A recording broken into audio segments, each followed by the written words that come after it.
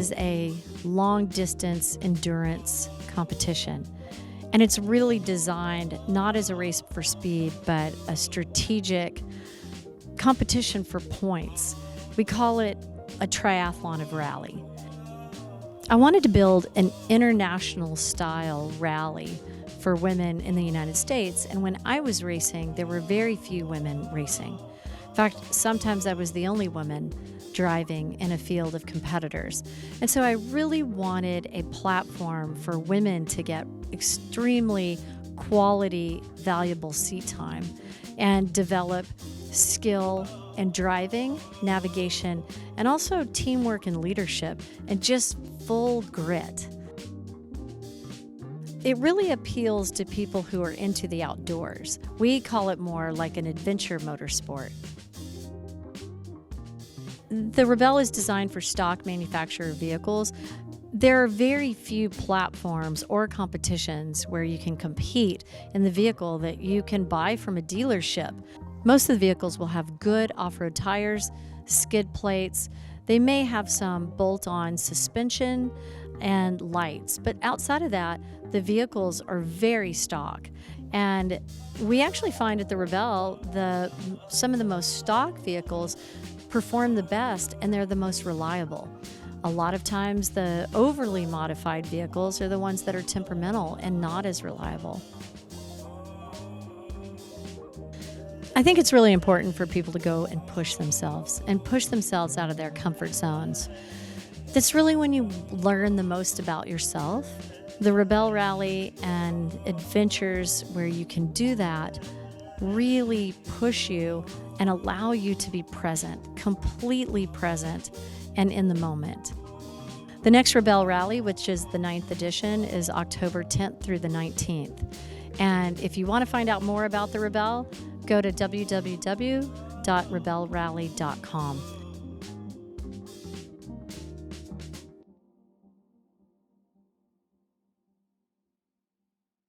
Welcome to the first SAE SoCal general meeting of 2024. We're back to doing live in-person events. We got a great one here. We're at the amazing Lions Automobilia Museum in Long Beach, right off the 405. It's kind of hard to explain, but it's right by where the 405 and 710 meet. Easy to get to, so hopefully this is going to be a regular venue for us. And before we get to our panel, I'd like to have Lana Chrisman, who's the executive director of the museum here, say a few words about the museum and what a resource it is. Thank you, everybody, for joining us today. The Lions Automobilia Foundation, its mission is to honor and preserve the history of Southern California motorsports and Southern California car culture. I think everyone here today knows what a community we have here, what a great community that we want to share with the next generation. So that is our mission, to share it to these next gens, the millennials, the Gen X's, everybody coming up to know what a great community is, and also what great career opportunities there are in the trades in the automotive industry. So that's our mission. We're here in a 100,000 square foot building with over 160 cars. We're founded by Rick Lorenzen, who's a local businessman in the area, and he has been wonderful to open this private museum up to become a public foundation. And we welcome everybody to come and join us and enjoy the Southern California car culture and share your experiences with us in the automotive industry. So I want to thank Toyota and Rebelle for being here today. We're excited about this partnership, and we look forward to seeing everybody real soon. Thank you.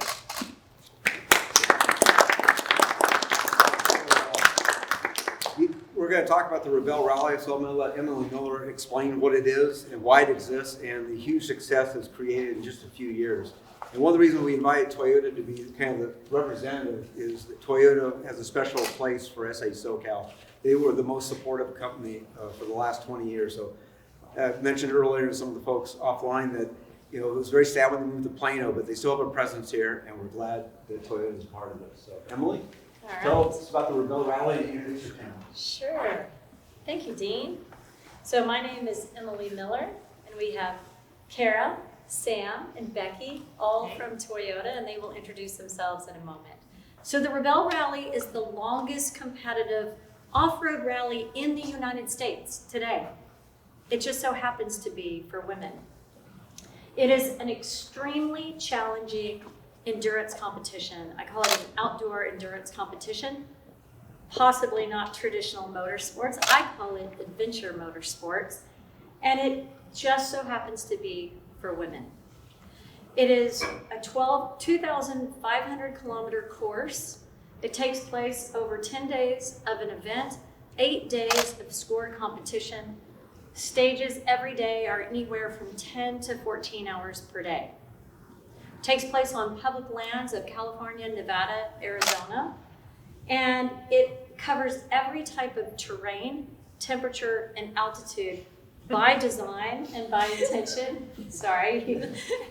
So temperature, this year, our lowest temperature was 14 degrees for 3 nights. It froze all of our water.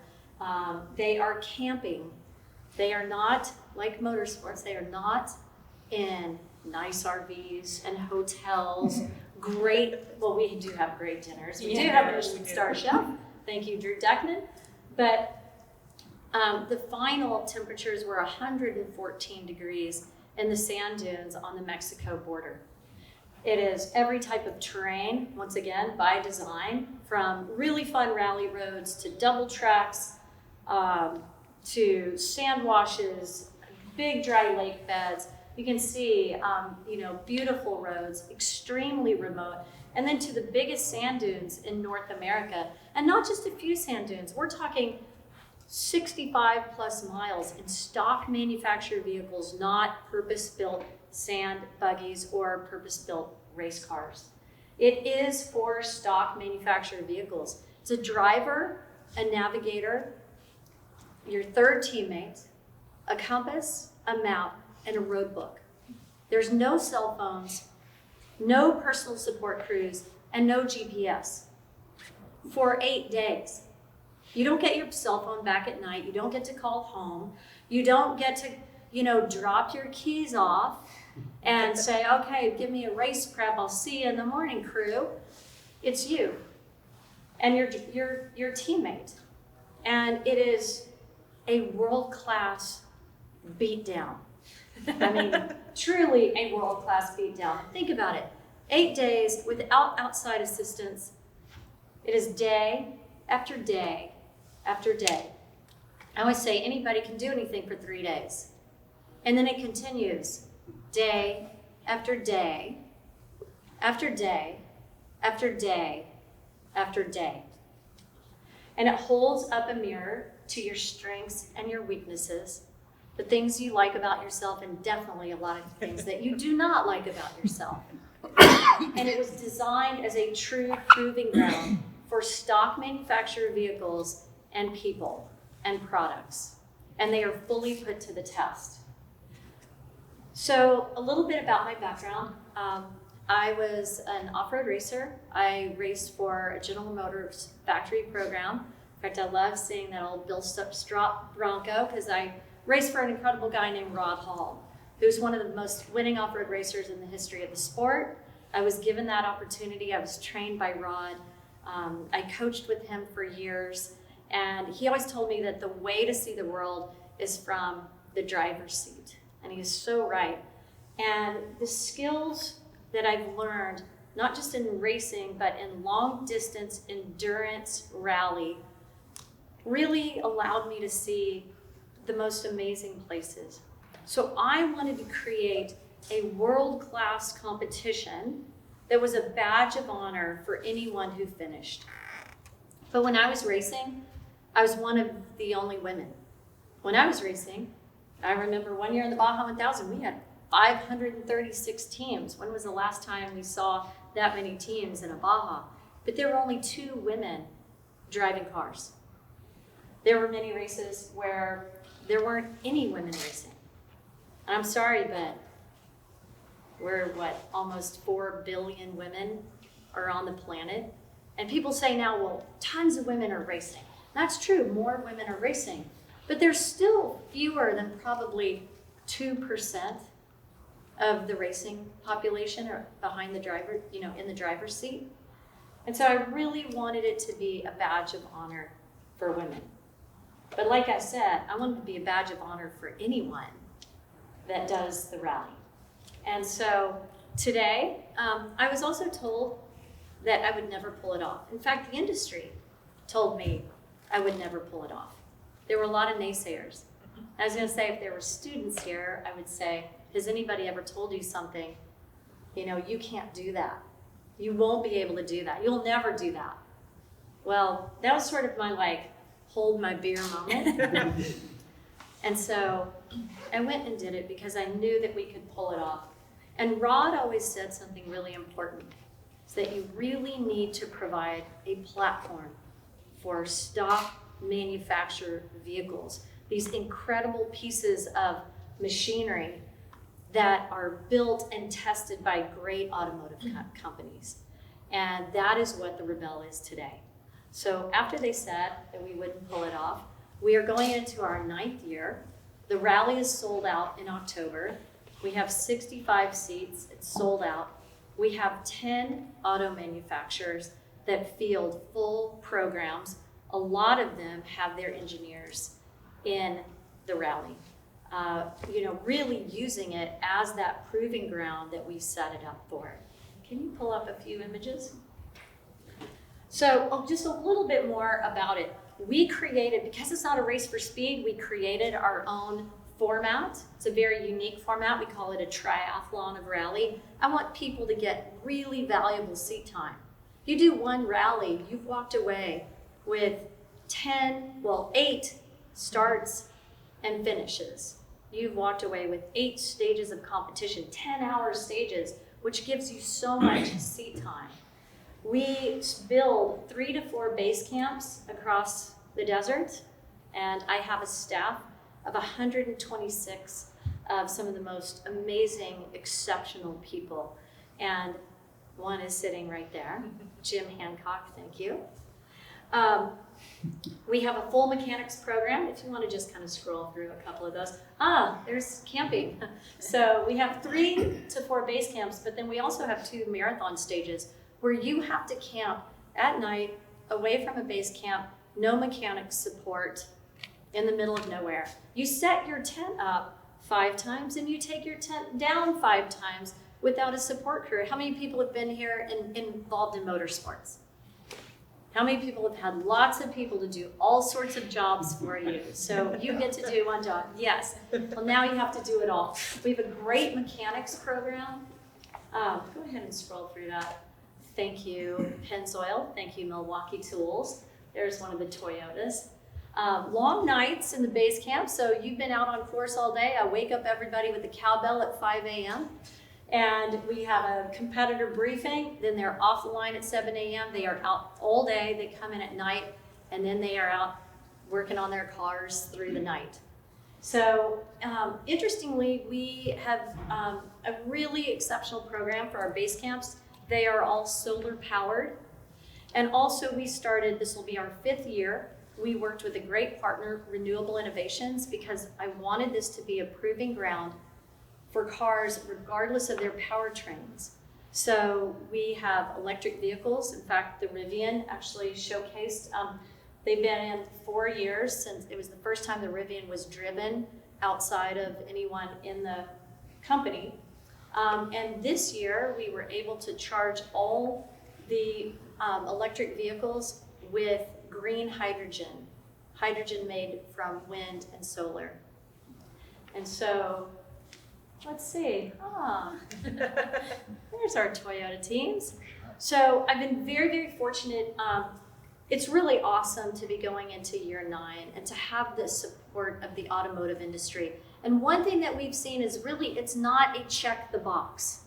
It's not, it's, a women's event. It's a checking the box of a legitimate, authentic competition that is about being a proving ground for the cars that we buy, we drive, and they design. And so I'm really appreciative to Toyota. They've come in and they've fully embraced this program, and I will let them give the details about Toyota. They are also a partner of our live webcast. Thank you for our 4th year. They are also now the live partner for this year. Going into it, we do a full live webcast production over 8 days. And then, let's see here. Here's a picture of the rookie teams. In fact, I think Toyota swept the podium of the rookie teams. Two out of the three, which means their first participation. Last year they put in 6 teams of amazing women, and I'll let them tell you the story.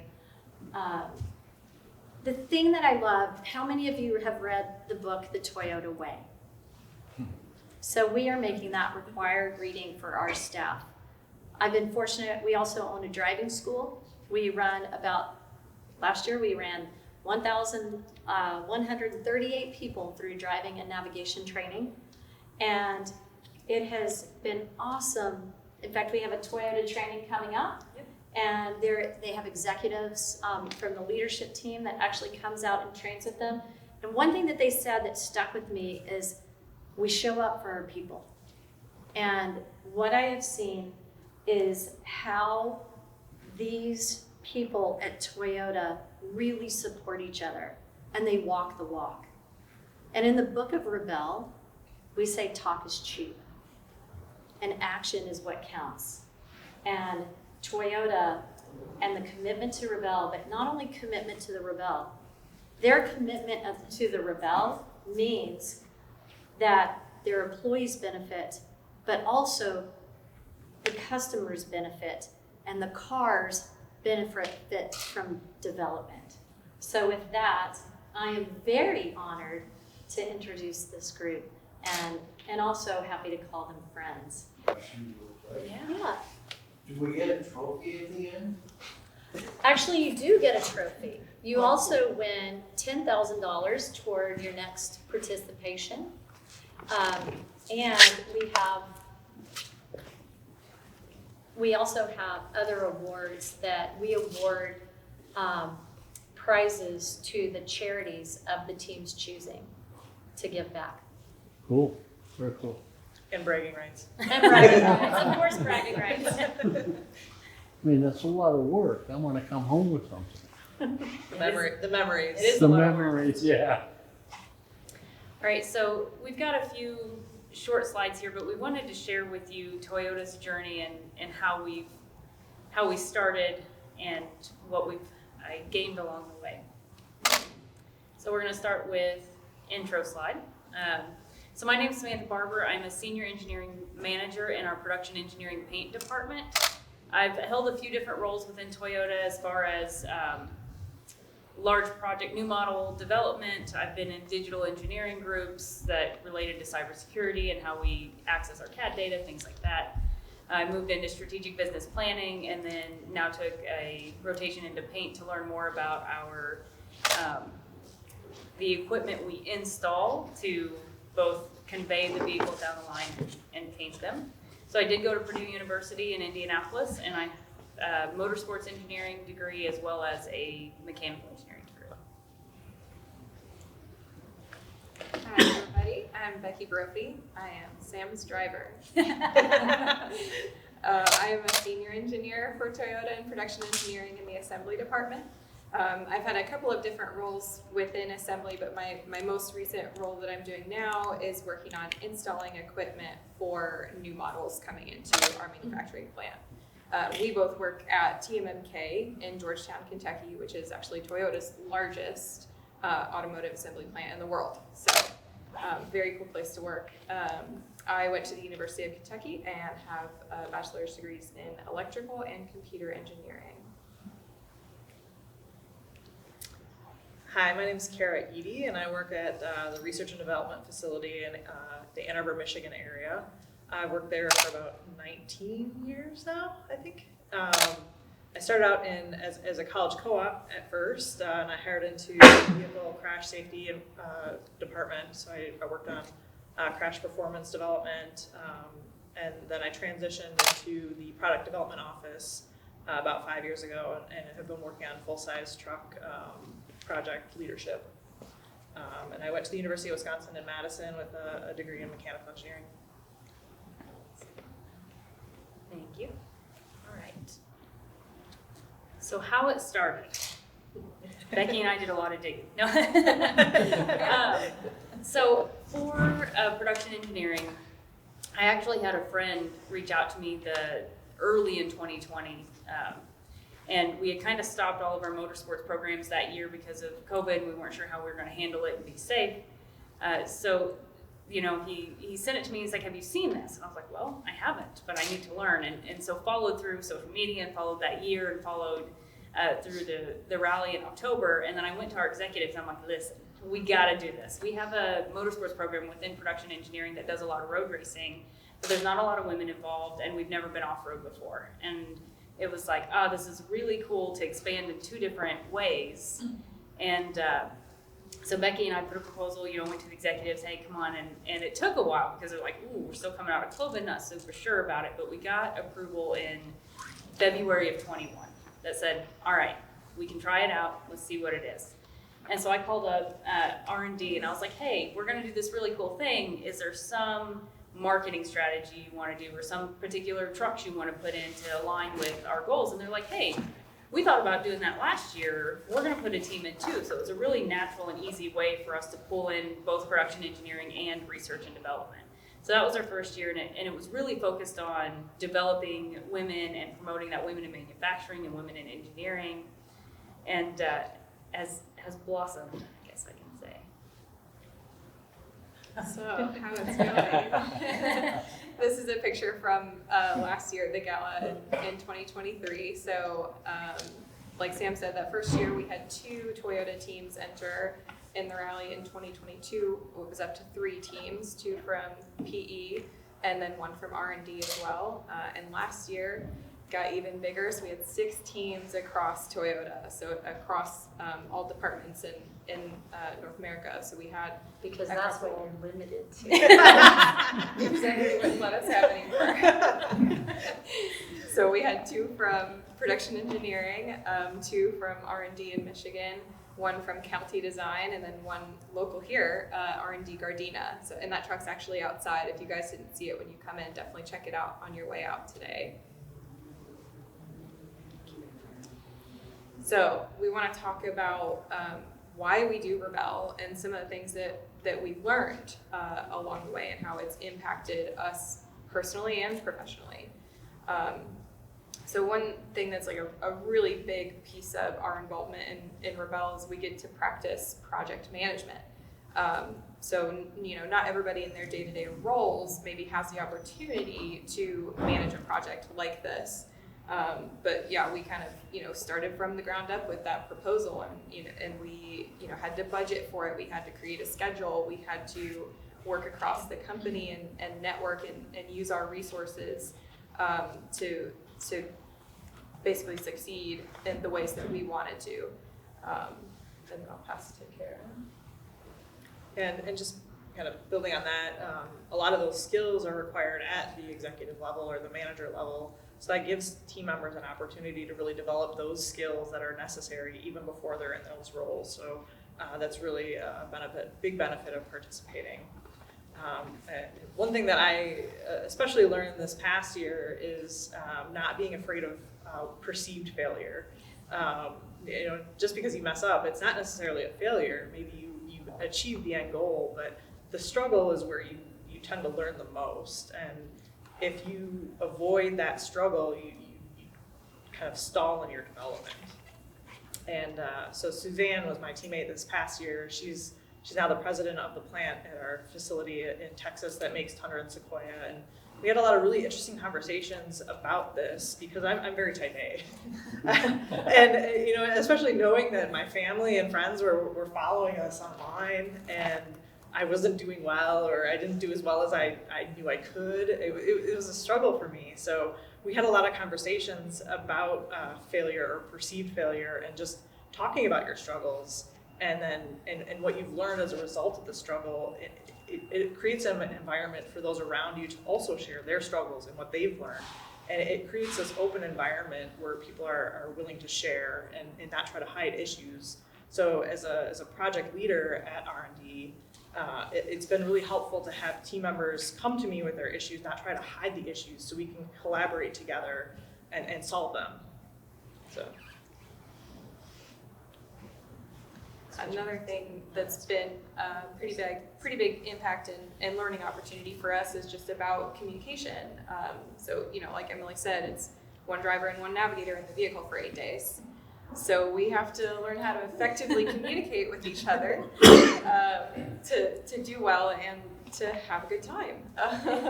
So it's really important to be clear and concise and efficient with your communication, because even though it's not a race for speed, it is very fast paced. You need to make decisions very quickly and work together very well. And then learning too, just how to be a good teammate, and learning, how your teammate receives information best might be a little bit different than your own style. And so we can always take that back, to how we work every day too, just working with different people. Everybody has different styles, and learning the best way to work with different groups of people. So it takes me back each time we talk about clear and concise and what your teammate needs. We were in our first enduro for the first time we did it, and I've got this paper and the stopwatch and the odometer, and she's looking for whatever we got, and I'm like, oh, left or whatever it is, and she's like, all right, listen, I need you to give me a countdown of this time at this. And I'm like, oh, change process. And it was like from then on, it was just that immediate. And it can't be like oh, I did something wrong, or oh, she didn't like how I did it. Like, you have to set all of that in the back seat, and she needs a change, I need to react, and you move forward. But there's a lot of opportunity for those. All right, a few other key areas in what we've brought back to Toyota and in our jobs is self-reliance and self-confidence. So learning new skills, whether that's fabrication skills before we go, vehicle modifications or maintenance. There's women that have competed who have never changed a tire before. So we teach them not only how to do it, but hey, you're likely not going to be on a nice flat area on the side, with pavement underneath you. So think about these areas of safety or what you need to look for. So we've had a lot of opportunity to share that and develop in those ways. And then taking ownership of problem solving. Something we've learned from Rebelle U is that whenever there's some issue, you take 100% ownership. Because as soon as you let in 1% of, well, I wish Becky would have, or Becky should have, then it becomes a problem between me and Becky. Or if I can just say, oh, Sam can solve this in this way. I can do this, and I have full control and can really get to a countermeasure quicker. And Becky has that same attitude, oh, but I can do this thing. And now you've got two people 100% committed, not 99% committed, and hoping she picks up the 1%, So we have really been able to take that back into day-to-day work too, of like, oh, we're having a struggle with something. I can take 100% ownership of this and get to the solution quicker. So strategic and timely decision-making. So that timely is in there with the open and close times that we've got. There's a lot of critical thinking. We make a plan for the day. We're like, all right, these are the checkpoints we're going after. This is when we've got. But as the clock ticks down through the day, we can say, oh, I see that route. We don't have time for that. And you've got to pivot, make a whole new plan then, and commit to it, And then for time management, there's open and close times, but they're sometimes not in order. And there's sometimes 5 of them in the same block of time. So it's a lot of that looking at the route for the day and deciding, oh, I actually need to be to this point by some time, not this first point. So there's a lot of strategy in how you play the game. And the first year we went, we finally picked up on the strategy about halfway through. And we went back to executives and we're like, all right, we know how to play the game. We got to go back again to be able to play from day one. So there's a lot of I don't know, joy and challenge in that too. And Kaizen. In Kaizen. No. Oh, yeah, I thought you were. Yeah, from my perspective, being at R&D and leading new model development for Tundra and Sequoia, living in the vehicle that I'm leading development on was huge for me. I got to learn what I liked, what I didn't like, and I could take that back to our engineers and effectively influence change. That was incredibly beneficial. In addition, just using some of the technology in the customer scenes that I don't get an opportunity to experience on a regular basis. Living in Michigan, I don't drive in the desert, I don't drive in a lot of sand. I don't have high alpine passes to to traverse. So getting that firsthand experience in the Genchi Gabutsu Toyota way was really helpful, and it's given me a ton of credibility in project leadership. Yeah. How do you pick who's going to do the event? That's a Like as difficult you question. continue going forward, you sound pretty enthusiastic. And, you know, who gets to go next year? So I've competed 2 years, the past 2 years, and this year I'm actually going to take a step back and allow others in our organization to have an opportunity.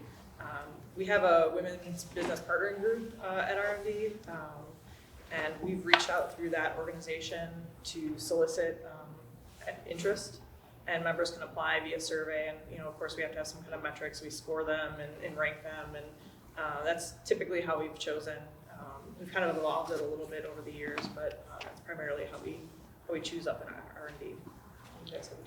Do they bring people other than those competing in the event? Do they put people in the mechanics truck? And We're working on it. Yeah. We'd love So- to. We'd love to. Yeah. Yeah, we've had, so our site is both our corporate TM&A as well as TMMK. So we've kind of got two Toyota business units that share, like the business partnering group that Kara mentioned. So we have to do ours a little differently, but it's effectively the same. We find out, what women are engaged, we share with them, they apply, and we do kind of like an interview process. And we work on ways to keep involved in the future. What's the long-term plan, we have setting up of like veteran teams and who's going to lead training and how are we going to build this so that, even to building other skill sets, for our team, I led the budget for a couple of years and I handed that over to Becky this year. So now she's program lead. So we're working on both multiple competitors as well as what we're doing within the program for the development in that way. Yeah. And then as far as mechanics, yes, we want to get mechanics in there. We want to get people on staff because that's another good way of, hey, I don't want to sleep in the dirt or do the navigation or driving part of it, but I love the event and I want to be a part of it. So we're trying to find avenues to I'll get sleep in the engaged. dirt. Yeah, they still have to sleep in the Well, dirt. yeah. So I was about to say, who doesn't sleep? in That's the- right. That's true. And additionally, we brought a lot of our experience back to the organization and shared that both inside and outside. So every year that we've competed in the Rebelle Rally, we've done a motorsports panel. The first 2 years we had females that are involved in motorsports outside of our organization speak on a panel. This past year, I guess it was the three of us. Yeah. Emily was also on the panel, and Suzanne, my partner, was the moderator. So it's been fun to see that also evolve and involve more of us sharing our firsthand experiences. Another really cool thing that we've been able to do as part of the whole Rebelle program is showcase some of our in-house capability as far as vehicle customization. So in production engineering at our headquarters building, we have what we call the Tilt Lab. So it's kind of a maker space for our engineers to prototype parts, to manufacture or fab, anything that's needed for trials or testing or anything like that. So we had quite a few custom things made for one of our Rebelle vehicles. You can see the pictures here. We had a custom stamped tailgate from our New Tech stamping group that they created like a logo and stamped it into the tailgate panel for us. And we also had laser etching into our front grille with the Rebelle competitor logo, and then some other logos and our names etched into our headrests. So we're kind of playing around with how we can do custom things for our customer and kind of bring that into manufacturing. Yeah. I want a custom grill and tailgate. And actually, so as part of the product team for Tundra, we've utilized this custom stamping on our 24 model year limited edition that's in production this month. So we've been able to bring that to more of a large scale production in kind of a lower investment with a high impact to marketing. So that we'll be using that for the 1,500 units that they're making for that special edition. And then another thing we do is a lot of community engagement. So we'll go to different recruiting events at universities, local, but also around the country, and we'll bring our Rebelle vehicles or our motorsports vehicles and kind of just let them know about this extra opportunity they have if they come work for Toyota, at least in production engineering. That we have, this added benefit of not only, I do my day job that I love, but I also can kind of do motorsports on the side, and learn a lot through that. So, yeah. Yeah, we actually have an event this Thursday where they're going to bring in thousands of sixth graders through from a whole county and we'll have our trucks on display there. So that's all the way from elementary school up through university that we're able to connect back and share what the impact that it can have. So we've talked a little bit about the 6 teams we had in and the cross company, but I really wanted to put a visual to this because the amount of support that happened in just those 3 short years. It started with R&D and we call up TMS to see, and it's grown to Corp Comms, to our spare parts and accessories, our TRD group, and as well as our Texas. There's 13 divisions across these 9 locations that are engaged. We meet bi-weekly on Fridays about how we can market this, or what trucks we need, or what our goals are for the year. And so it's really taken a commitment across the nation for this, which has been, really exciting. It's something that started with a let's see how it goes, and has really connected the company in a new way. With that, Can I say yes, that? please. So it's been really fun to see these women that design these cars and work on these cars live in the cars. So they literally live in the cars for 10 days. Yeah. So, and they come out and they train in those cars for, 4, 5, 6 days, and then they do more outside of Rebelle U. And we say, it really makes us crazy that button is right there. And they go, oh, yeah, well, and then they come back after the rally and they said, it really makes us crazy that button is right there. And we all know that it's not that easy to move the button, right? It costs a lot of money to move the button. But they wouldn't have known unless they got to live in the cars. And that has been incredible. We had a chassis engineer from Magna say, wow, I hit a rock really, really hard with the chassis. And I go, and she said, I think I need to know whether it can do that 10 times or 100 times. But I sure don't want to hit it like that again. But I really didn't know people could hit the chassis that hard. Because they do it, in a lab. They don't do it in the real world. And the Rebelle really was designed intentionally to do that and to give the opportunity for people to do that. So it's really fun to watch the aha moments happen. Another thing that I think is that I heard from the executive vice president of global engineering say that the Rebelle is the best teamwork and leadership development program that they have in the company. And you had said something about how you've gone to all these different programs. Yes, I've been to many. Go ahead. Well, go ahead. Oh, I was just going to ask, which of the vehicles do you use? Do you all use the same type of vehicle, or No, or you don't have any duplications? we have some duplications because we keep trying to put a bunch of teams in, but what our goal is to get all 4 of our trucks in there. So last year we had 4Runner, Tundra, Tacoma, and Sequoia represented. So there are 2 Sequoias, 2 Tundras, a Tacoma, and a 4Runner. But we wanted to show that it's not just one of our trucks that can do this, but you can put any of our Toyotas that you've got in your driveway and go out and use it in this type of an event or the environment. You want to do it on the weekend, competition's not your thing. You can still just take what's in your driveway and go do this. So we've always tried to get a spread of what trucks we have available. I see. Yeah. The full frame ones versus unibody, right? Mm-hmm.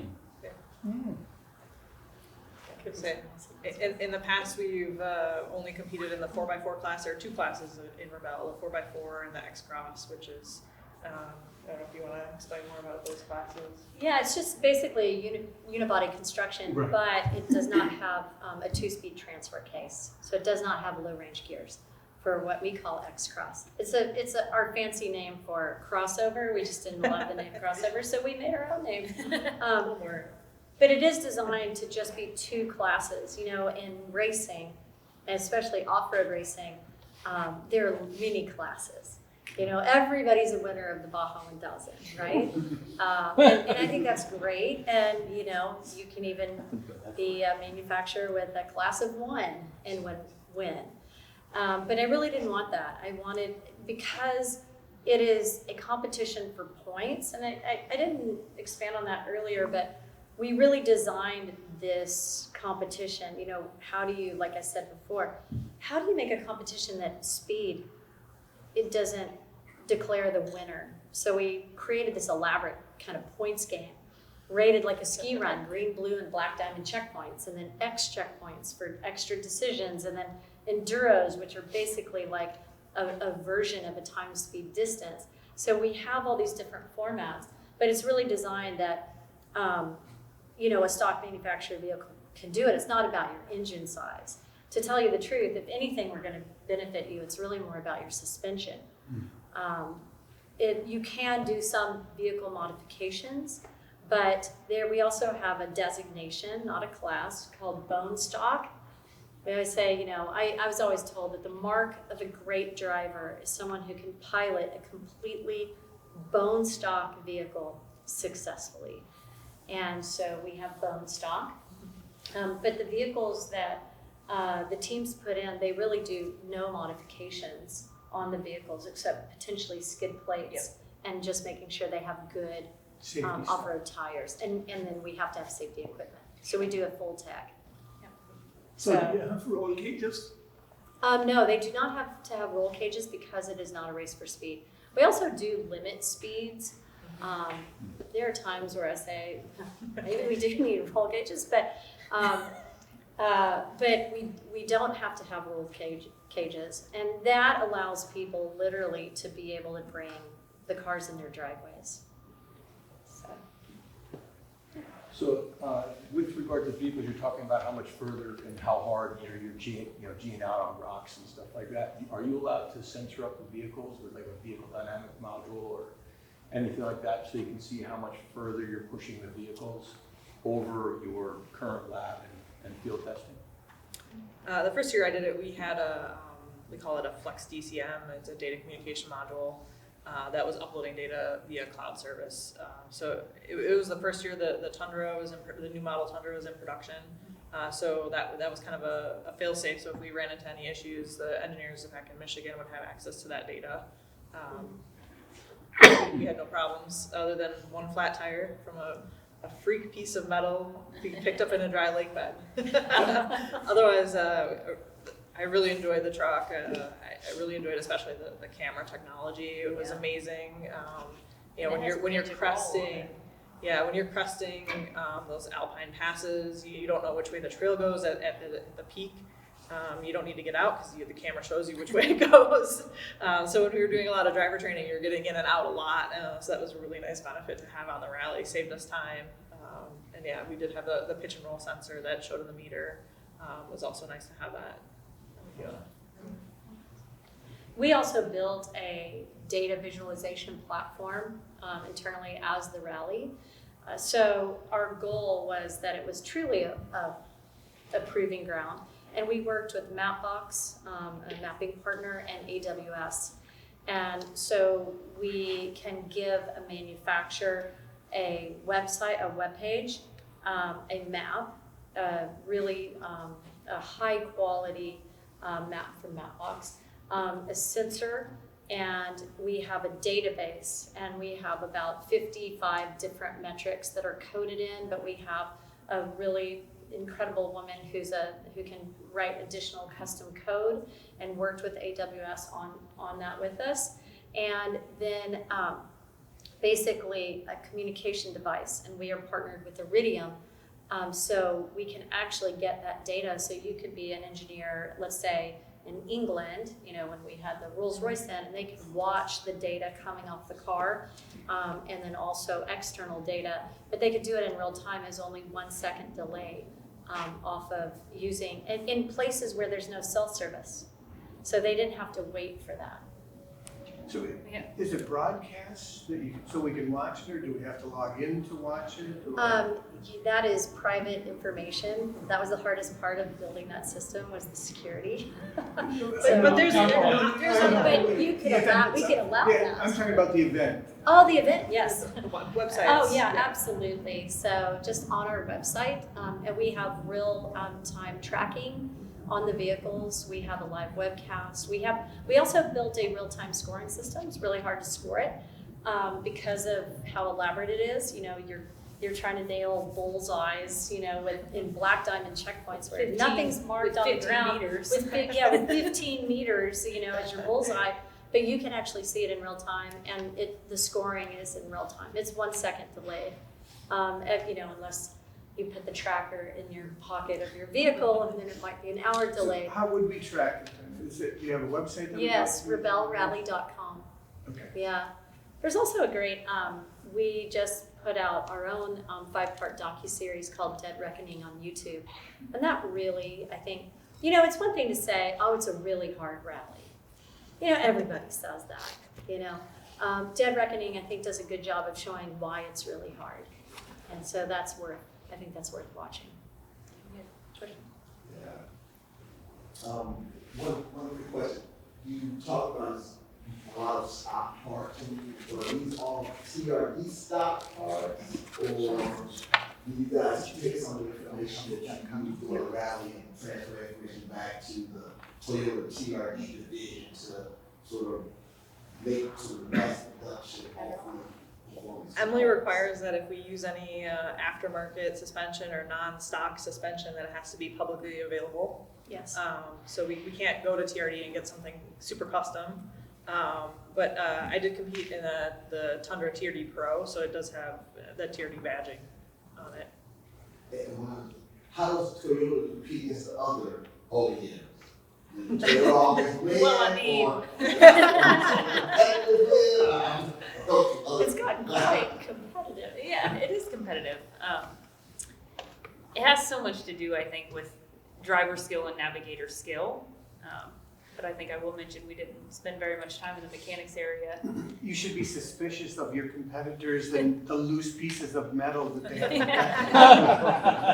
I think this year there was one day, I think there were over 23 vehicles in the mechanics bay at the end. And Which day was that? that was the Ridgecrest, first full day on Ridgecrest. Yeah. And we didn't have any vehicles in mechanics, including flat tires. So. We find too that the most modified vehicles are the ones that spend the most time in the mechanics zone, as you can all imagine. It's really the good stock vehicles really do the best. So when is the race? October. This year it's October 10th through the 19th.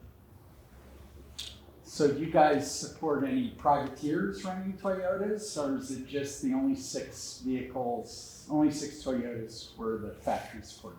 Yep. For Toyota, it's all company employees. We don't do any privateers right now. Were there any privateers running Toyotas?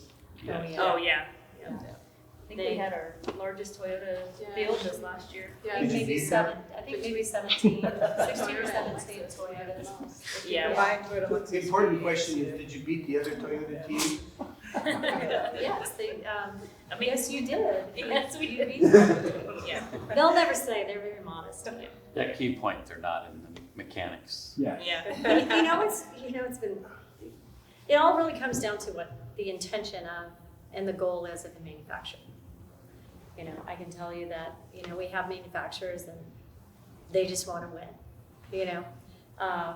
and what I love about Toyota is it's really about development, using it as employee development and vehicle development. It never hurts to have people up on the podium.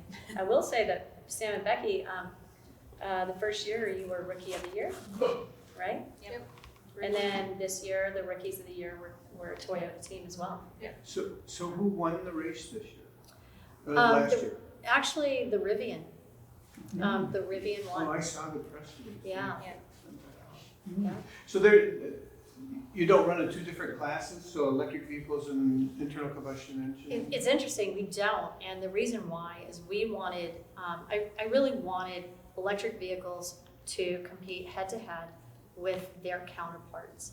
And so what we really do is look at the build of the vehicle. The R1S, the truck, is very clearly a four-wheel drive vehicle. Sure. You know, and so is the R1S and the R1T.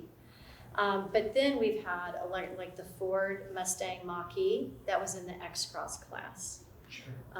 Because it's not, you know, horsepower, you know, or 0 to 60 is not going to make the difference of winning. We wanted to keep them competing together. And also for the public to see the electric vehicles competing. Charging them remotely is not the easiest thing Yeah, I think ever that's to an do. unfair advantage that you gave them. It's an unfair advantage that you gave them, that you charged them. Well, what we did is I run a protocol where I lay out the whole course and I assign a kilowatt, mile per kilowatt consumption to it. And I do the same thing with the ICE vehicles. And we allow for fuel on course as well. So this year, and I think that last year, the vehicles, if we were under 140 miles, no one got fuel or power. If we were over that, then they all got fuel and power. Trying to equalize it the best we I think the electric can. vehicles should be using wind and solar. If only. They could run on solar panels, but. Did you say it ran on green hydrogen? It did, it ran on green hydrogen. Still. We actually, our partner Renewable Innovations built an 800 kilogram transporter because we've been promised green hydrogen, any hydrogen in the past, it's very hard to source. And so this year, because it's been hard to source, they went ahead and built their own transporter, and then Toyota brought out the Mirai as the final base camp and their tractor for their semi. Yep. And that was pretty impressive to see. Really impressive, beautiful truck. Yeah. So, and that's what we're working toward is the ability to power hydrogen, to fill hydrogen vehicles on course. Not an inexpensive proposition. So, any other questions? Yeah, Dean? With the advancement of the vehicle, are you having to limit some of the electronics since you have a stopwatch and maps and everything? Are there things on the vehicle? How do you mask people from using? Yeah, the one thing they can't do is they cannot have their GPS navigation enabled. So they have to disable their GPS antenna. They can do it one of two ways. They can physically disable that antenna, or they can basically put a digital piece of paper over the map. So it's done with a line of code, and then they have to do a software update. So there are two ways to do that. That is not easy. That's becoming harder and harder. Or people can put I'm gonna have to change the format. They can put a piece of cardboard on the screen. Or they can put a piece of cardboard over the screen, and we tape it all up with security tape. But we're really trying to get away from that because you have to use so much of the the screen now. So yeah. How many of you have tried to use just a paper map and no GPS in the last? Oh, really? Well, I've used paper maps quite a bit. Yeah. When was the last time you turned your phone off for 8 days and had to get somewhere on time? What for? Yeah, totally. You know, I think one of the fun things that I really enjoy is we've had women who do the rally. I drew in some new streets. We've had women do the rally and they come back and they call me and they say, I just got a huge promotion at work. You know, I used to run a team of 10 and now I'm running a team of 120. And I said, well, that's great. And they say, you know what they told me? I didn't know you were such a badass. And she's like, how did you not know I was a badass? And, you know, her boss said, you know, we don't have a lot of opportunities to really see people step out of their comfort zones and away from work. And we got to follow you.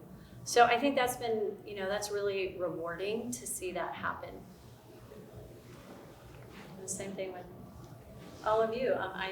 You know, I've had engineers, I've had, you know, executives at Toyota say, you know, these are the best and the brightest. You know, this is the future of Toyota. Not to. You're making me embarrassed. Sorry, but it's true. It's very rewarding to hear that and see that. Any more questions? Yeah. What other manufacturers have similar teams? I will tell you that Toyota's program is the most extensive in that way. The Rivian went from having experienced drivers and navigators and journalists in the vehicles to now having engineers. And so they ran employees and engineers last year. Ford has put in, they have 4, I think maybe 5 teams in, but they in the past have used employees. Jeep has had employees. Jeep has been involved since the beginning. Let's see. Honda, yeah. Honda has had a great engineering program for a long time. Nissan as well. I don't want to leave anybody out. GM, no GM, no Chevrolet. GM put in the ZR2 when it first came out. And I cannot confirm nor deny that they may be in with an employee in engineering in the near future. We also have several companies that are working on electric programs that have committed. The problem is that it just depends on when the car's going to be ready. You know, so it's always, and you know, fall is always an interesting time.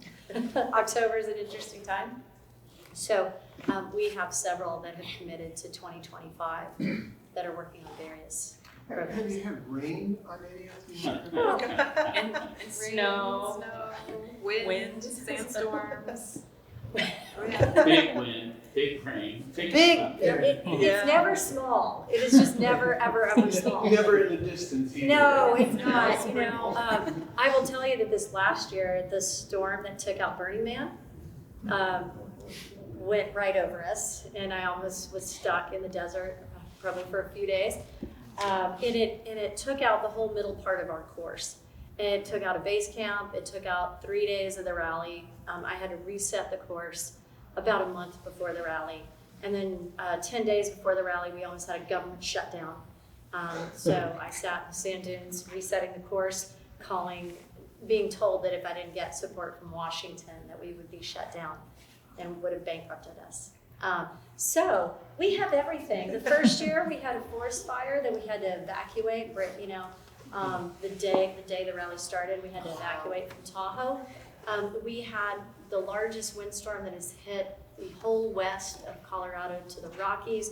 We had 70-mile-per-hour sustained winds. It destroyed our base camp. We had to evacuate people, and People slept in refrigerator people trailers. slept in the refrigerator trucks, and everybody still says it was their favorite day.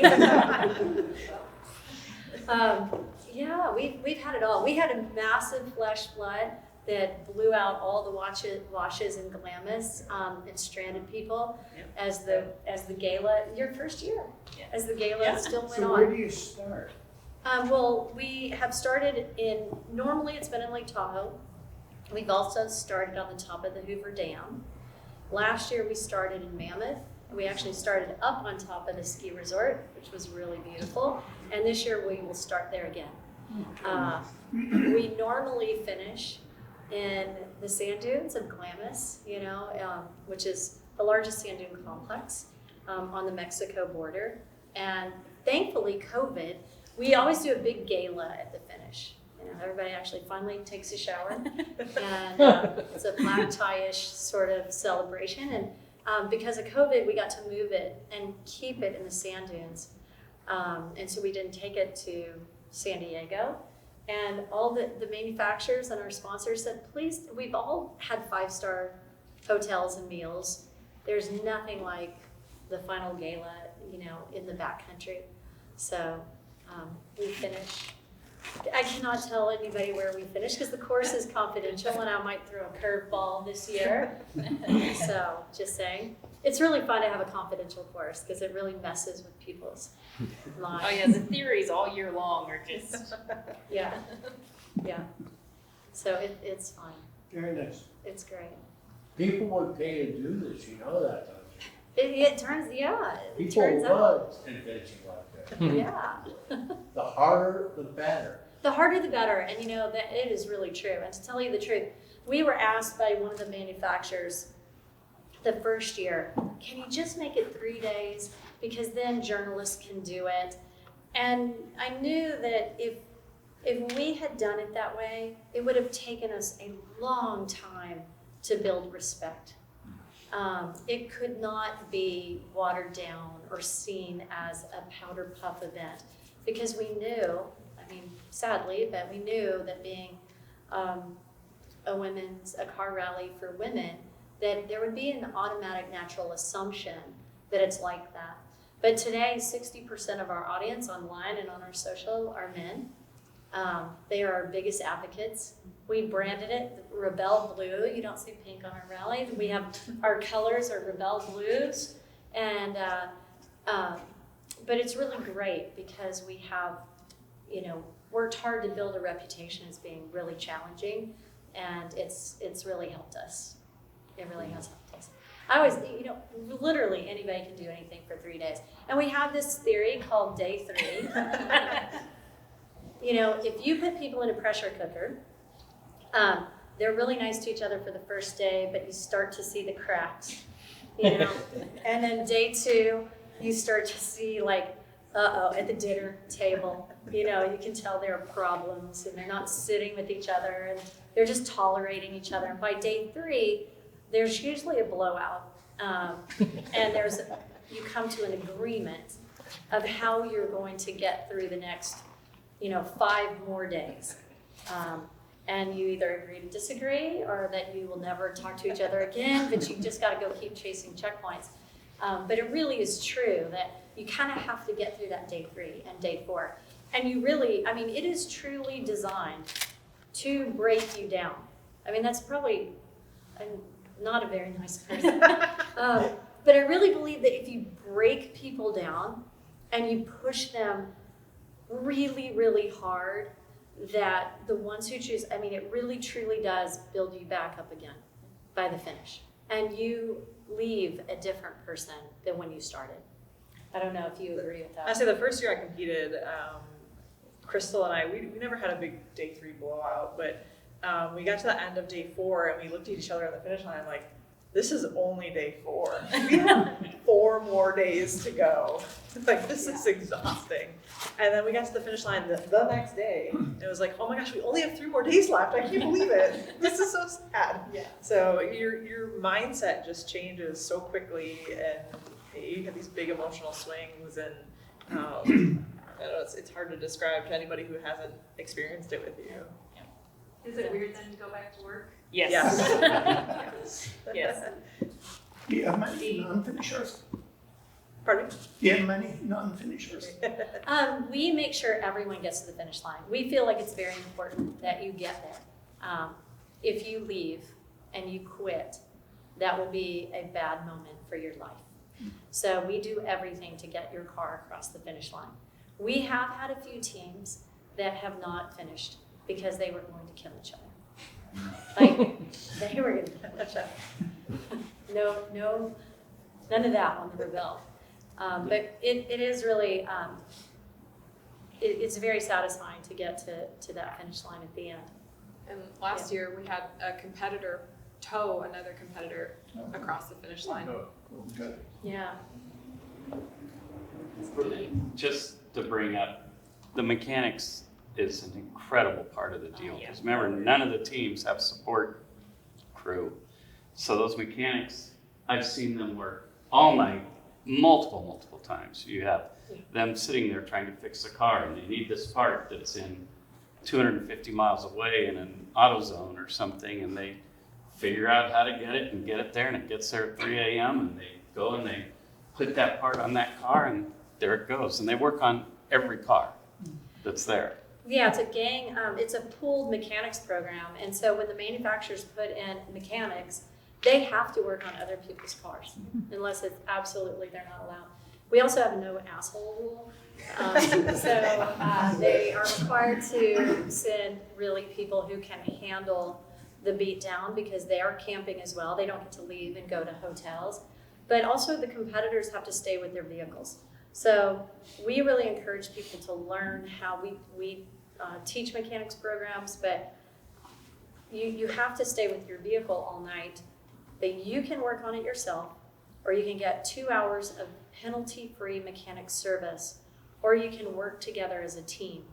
And I think that's where some of the magic is, because we'll have women who've really worked hard and to learn how to take care of their cars, but there may be something missing. Or, there's a broken tie rod and or a broken suspension mount, and then our team of mechanics will work with them proactively. So they're great stories. So what's the worst thing that has happened, like mechanical failure or electrical failure or something? For us or rally? Well, just in general, I guess, in general. I drive Range Rovers. I've had all of it. It would be the staff cars. It would be the food truck, the fuel truck not following directions and getting stuck in a sill bed, which was a tanker. I would say that the biggest problems are really catastrophic suspension and frame failures from people driving too fast. And if you want to see me mad, Nope. yeah. No, there's usually a speech every year about people going too fast. Yeah, and now we geofence areas, and areas where I'm worried about, we have a we just can't tolerate it. And so I would say really catastrophic suspension failure. We once lost an engine from someone in Johnson Valley in a Honda Ridgeline that got a hole in the oil pan.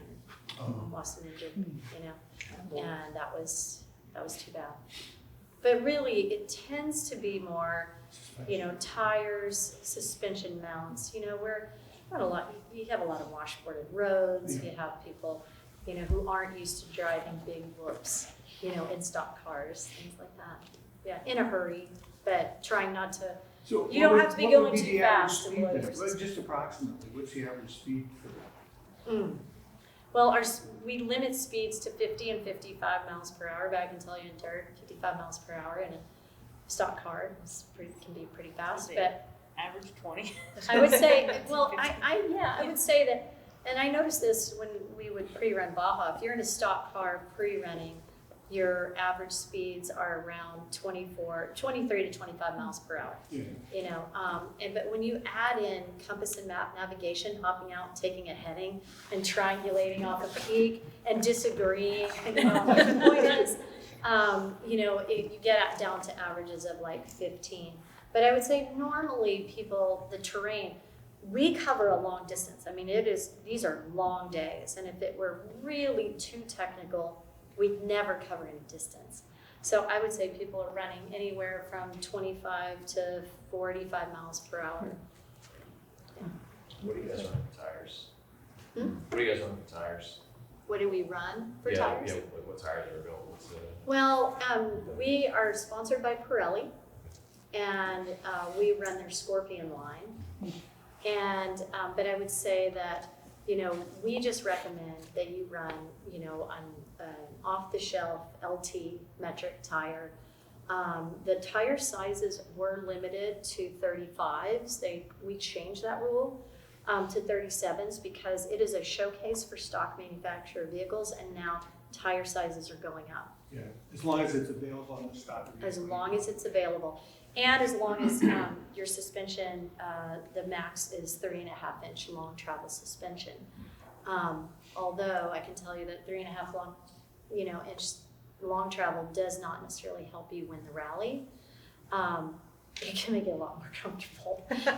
But yeah, I would say you really see everything from, BFG, all-terrain KOs, to, Falcon. What do you guys run? We do KO2s. You do the KO2s, yeah. And even the X-Cross vehicles, we still recommend that they try to get like an LT metric tire, or really something with a strong sidewall. It'll make their life much happier. For the privateer teams, what is the budget to run in the competition? The budget, so the registration fee is about $15,500. But I think that's a screaming deal because you get 10 days of competition, you get your mechanics, 48 meals, and they happen to be prepared by a Michelin star chef, but I can tell you it's because he's a friend, we have a screaming deal. But you also have 126 staff. We have a 36 person media team, full live webcasting, full support. Fuel, you're not having to coordinate your fuel. It is a really inexpensive, but I would say the budget per person will run about $10,000 per person. That's still a bargain by motorsports standard. For 10 days? Yeah, I mean, you can barely go skiing for that. And I can tell you, unless you have an Icon pass, but it's really, I was really adamant. I can tell you that the registration fee does not cover the cost to do this rally for my production costs. I'm very fortunate that we have partners who believe in this. And we also own our media, which helps. Because I want this to be something that people aren't going to say no to. And I can, I've been very fortunate. I've trained over 8,000 people to drive off-road, and a lot more men than women. I was a demo driver and an instructor for Michelin and B.F. Goodrich for many years. And, I got to I've been able to do this, and I've seen the differences. And I've had, women who have the budget and have the money to do it, but they don't feel justified. I need to my kids need to go to camp. I need to be able to do this. All the reasons in the world first that somebody else in their life comes first. Where I've had, if we open this up to men, we'd be filled tomorrow. Fortunately we're filled. But we have, so many people that want to do it, but it's really tough for somebody to say yes to a motorsport event. I mean, we all know, and that's why I really wanted to be for stock manufactured vehicles, because doesn't everybody want to feel like a race car driver? But not many people can or want to take care of a full race car program. We all know what that costs and what it takes.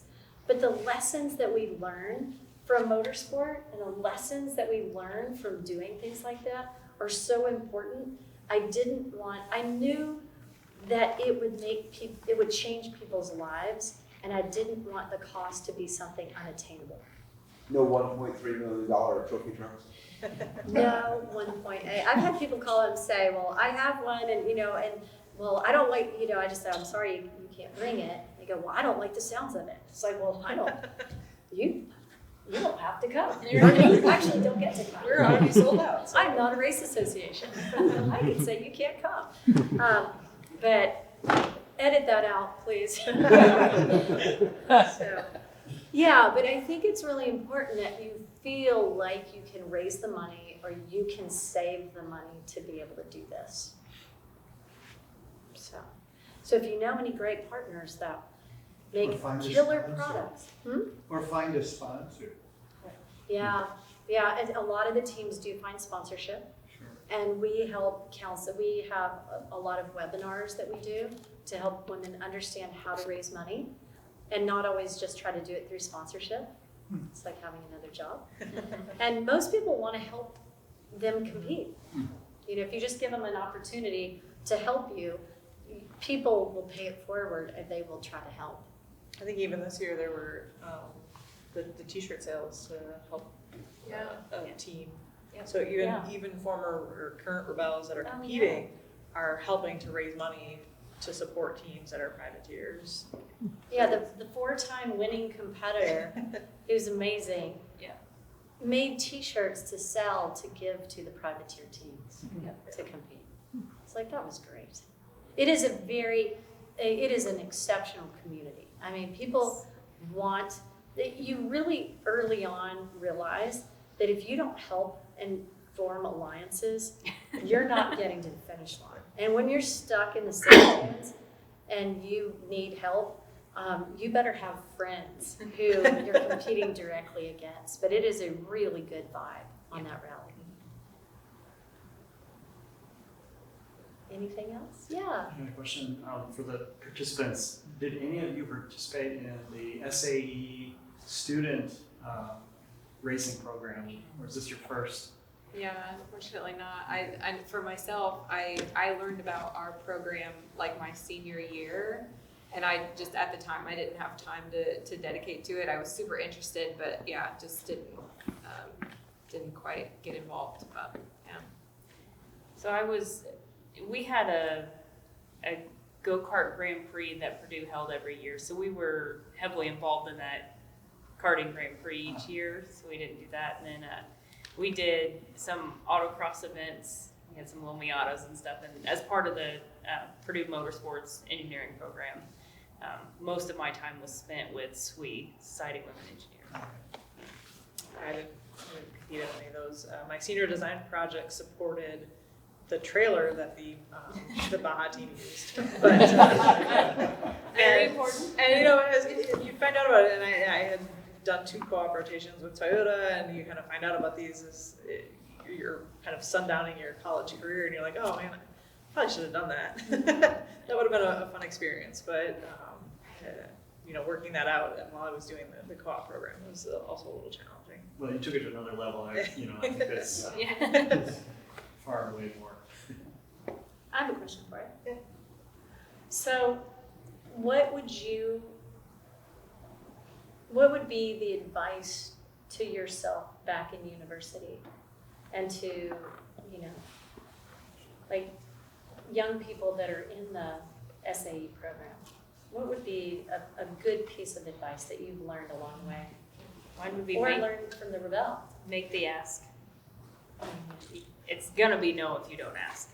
So I was a very introverted, shy, and it was they'll just say no, right? Oh, I can't, but learning to make the ask, like the worst is a no, but the best is a 16. Not no. Yeah, 6 teams headed to Rebelle a couple years later. So mine would be make the ask if I was talking to myself back in university.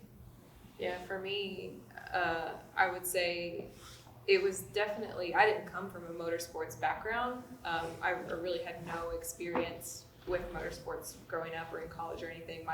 My first introduction to motorsports was when I was co-oping at Toyota and we had a motorsports team. So I got involved then because I knew some people that were on the team. But I would say to myself in college, just do it. I would say that to myself, like when I learned about Rebelle and, different opportunities like that, like just do it. I mean, and get that experience and see if you like it or not. That's what I would say. Yeah, I joined everything under the sun in high school. So by the time I got to college, I was like, I'm done joining things. I'm just gonna go to class. And I was a very good student. But I think now as an adult looking back, I regret not joining some of the SWE or SAE and being involved in those activities. Luckily, I've been able to find those kind of communities in my professional career. But looking back, I think that's something I wish I would have done more of.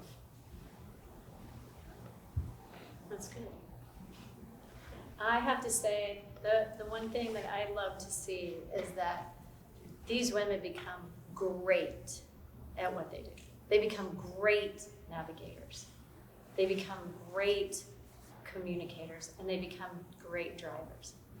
I was once out in the dunes, and Becky had been out there, and she was in a full-size tundra, and I was on the spine of a sand dune. I have a lot of years driving sand dunes in the Sahara and all sorts of places.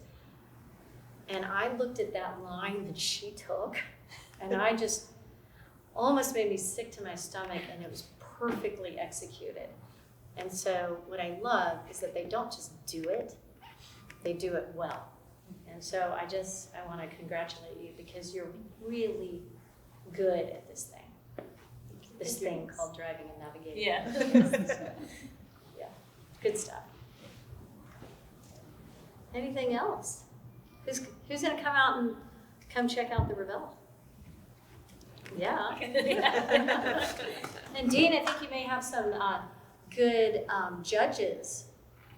For Baja. Yeah, for Baja. So that is, we are, the SAE Baja competition is coming to Gorman end of April, and we are looking for volunteers. So if you're looking for an excuse to come back to California, Right, yeah. Toyota would be a great place for you to come out and recruit engineers. Yeah. And you know, the idea I'll toss out is maybe for one of the young women leading the Baja team, maybe there's a third seat opportunity in a Rebelle Rally. Just a thought. Okay, we'll talk about that. Yeah. But thank you for presentation. Thanks for having us. Yeah,